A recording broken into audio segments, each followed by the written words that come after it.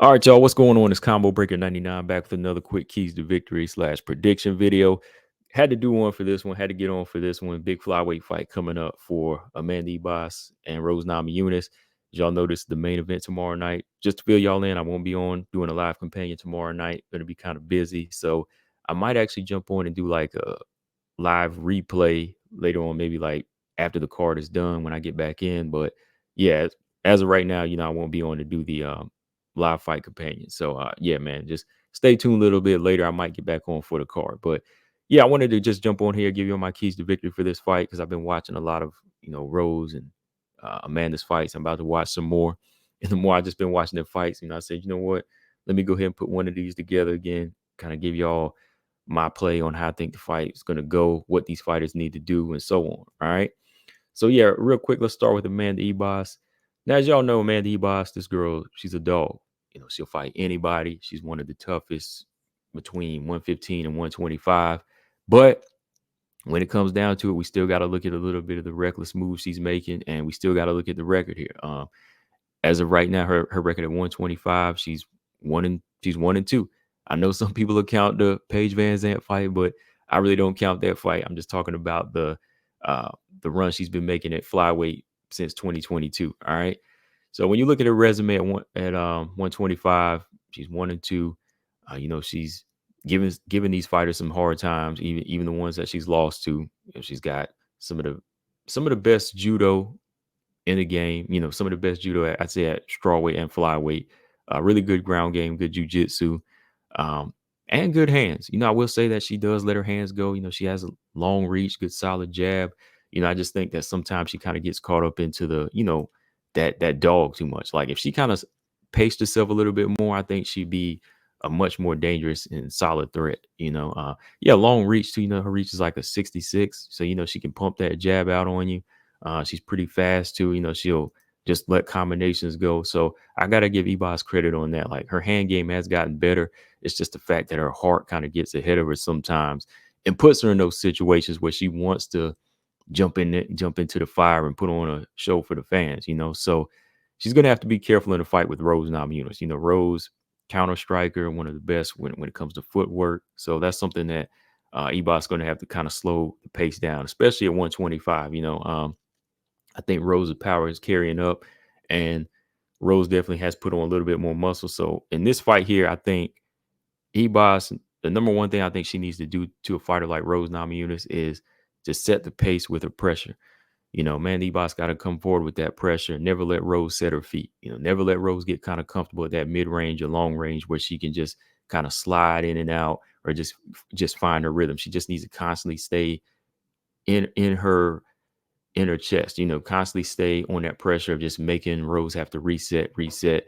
So she never really sets up her power shot. So with that, Amanda Ebas can just consistently pump out her jab and throw those little leg kicks, inside and outside leg kicks, and just kind of back Rose into the cage. So eventually she can clinch up with her and just give her that inside fight or take her to the ground, because those would be her best bets. You don't really want to play that striking chess match where you just kind of picking shots here and there. Rose, she'll win that all day long. So constant pressure of just making Rose back up and never really set her feet and just like playing her feet. That's the type of pressure Ebas needs to just keep on Rose. Just constant pressure with jabs and just moving her head up and down and using little feints like she does, as of recently. But more head movement, of course, more head movement against Rose.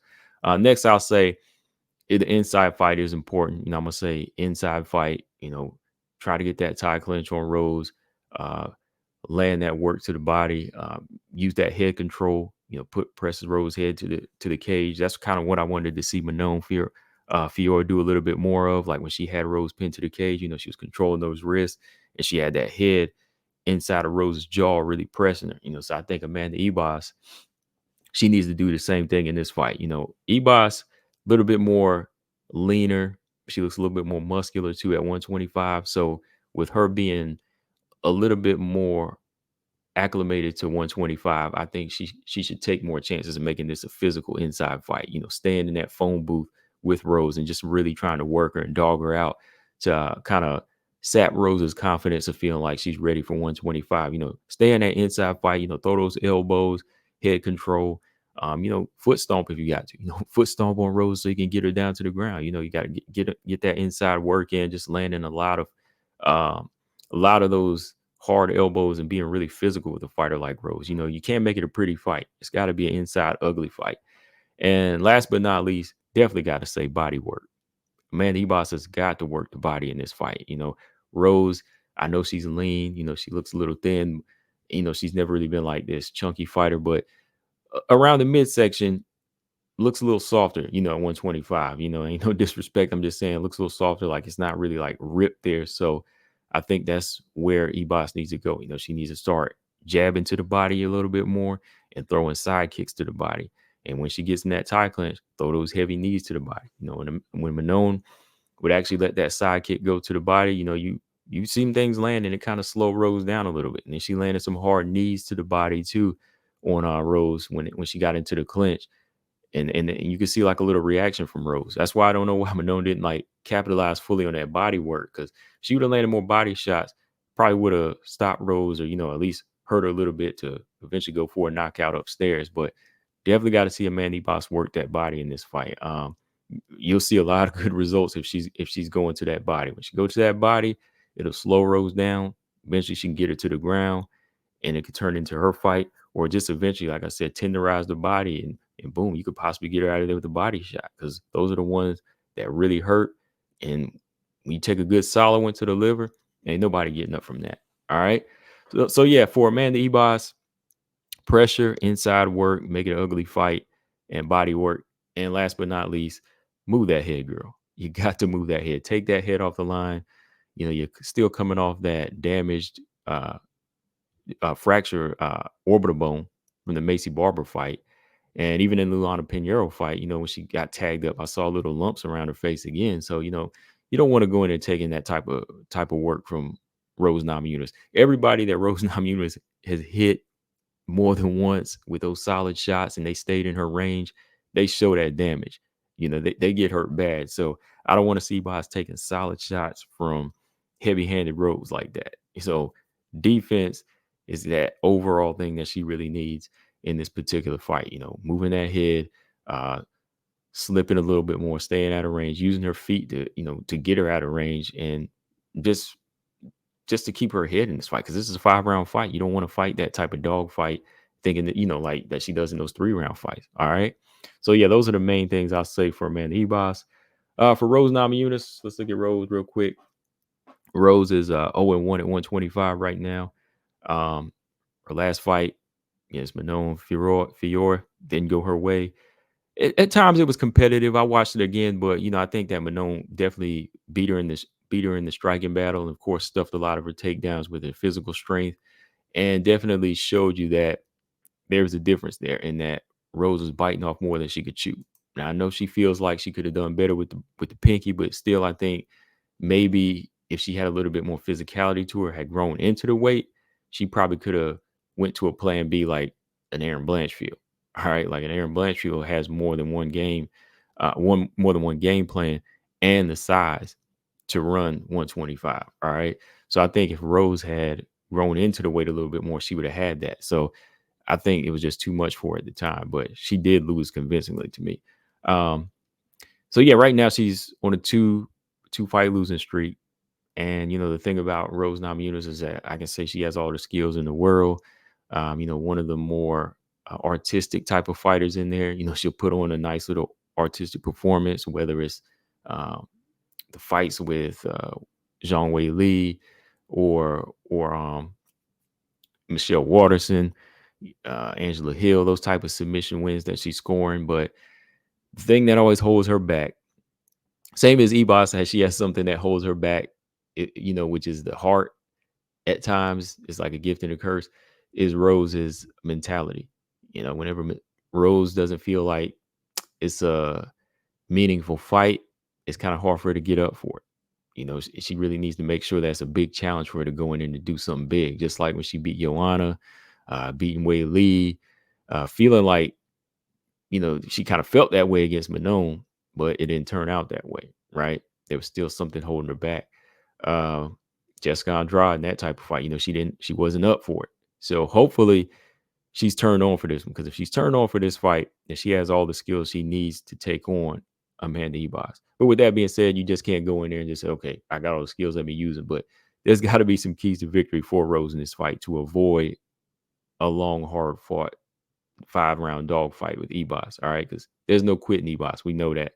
So for Rose, number one key to victory, I'll say for her, I'll start off, is her straight strikes. All right. She's a better striker, better boxer than Amanda Hebos. So to me, straights are very important. You know, she's got the long arms as well. Let me look at her reach. Yeah, Rose's reach, they have it listed at a 65 versus Amanda Hebos, who's a 66. So it's a little bit shorter, but still somebody who has better timing and accuracy and has slick footwork. She can still utilize her reach better than Ebos. All right.